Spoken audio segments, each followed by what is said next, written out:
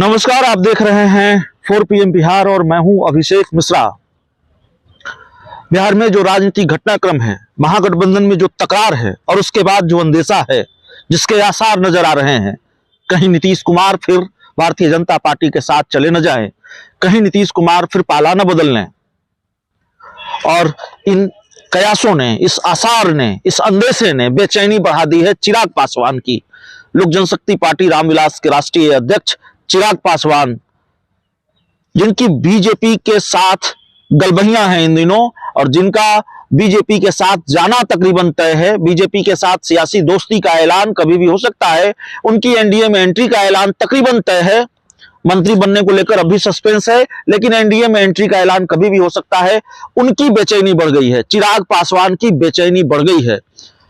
एक बयान का जिक्र करेंगे और उस एक बयान से अंदाजा लगता है, उस एक बयान से ये एहसास होता है कि किस तरह से बेचैनी है चिराग पासवान के अंदर। और चूंकि ये सवाल बार बार आ रहा है बिहार के इस राजनीतिक घटनाक्रम के बीच कि क्या नीतीश कुमार वापस बीजेपी के साथ जा सकते हैं या जा रहे हैं। चिराग पासवान की पार्टी की प्रवक्ता ने कहा है कि बीजेपी के साथ अगर नीतीश कुमार आएंगे और बीजेपी अगर नीतीश कुमार को साथ लेती है तो बीजेपी को भी लोगों का वोट नहीं मिलेगा। जिस बीजेपी के साथ गठबंधन की चर्चा है, उसी भारतीय जनता पार्टी को, उसी बीजेपी को सुनाया है चिराग पासवान की पार्टी ने, उनकी पार्टी की प्रवक्ता ने, और कहा है कि नीतीश कुमार अगर आएंगे बीजेपी के साथ तो बीजेपी को वोट नहीं मिलेगा लोगों का। ये एक बयान, छोटा बयान, ये बताता है कि किस तरह की बेचैनी है चिराग पासवान के अंदर, उनकी पार्टी के अंदर। एक ही मुफीद विकल्प तो बचा है एनडीए का, उन्होंने कायदे से वो भी मुफीद विकल्प नहीं है, क्योंकि चिराग पासवान ने 2 बातें कही हैं, 3 बातें कही हैं और तीनों का कोई मेल नहीं है। चिराग पासवान यह भी कहते हैं कि जहां नीतीश कुमार नहीं रहेंगे जहां नीतीश कुमार रहेंगे वहां हम नहीं जाएंगे। तो नीतीश कुमार महागठबंधन में है तो वहां तो जा नहीं सकते चिराग पासवान। चिराग पासवान यह भी कहते हैं कि जिस गठबंधन का हिस्सा मेरे चाचा रहेंगे वहां भी मैं नहीं रहूंगा। तो गठबंधन का हिस्सा एनडीए में तो है पशुपति पारस, तो चिराग पासवान क्या वहां भी नहीं जाएंगे? वहां जाने की चर्चा तो चल रही है। और चिराग पासवान यह भी कहते हैं कि अगला कोई भी चुनाव में गठबंधन में लड़ूंगा तो ना आप यहां जाएंगे ना आप वहां जाएंगे, फिर गठबंधन में चुनाव भी लड़ेंगे, तीसरे मोर्चे की तैयारी है। तो चिराग पासवान क्या कहते हैं वो वही बेहतर समझते हैं, लेकिन उनके चूंकि एनडीए में जाने की चर्चा है इसलिए ये सवाल है, इसलिए उनकी बेचैनी पर बात कर रहे हैं। क्योंकि बिहार की राजनीति का घटनाक्रम जिस तरीके का है, बहुत हैरानी नहीं होगी अगर नीतीश कुमार बीजेपी फिर साथ आ जाए।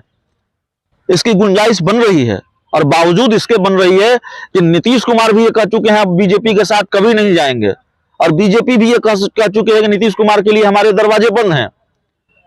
लेकिन तब भी दोनों के साथ आने की गुंजाइश है। 2024 से पहले ये खेला हो सकता है, कहीं ये खेला इसी साल ना हो जाए। जिस तरह से 4.5 महीनों में ही भारतीय जनता पार्टी से अलग होने के बाद 4.5 महीने पहले, 5 महीने पहले नीतीश कुमार और महागठबंधन के साथ गए, बिहार में महागठबंधन की सरकार बनी, रातों रात सत्ता का समीकरण बदला।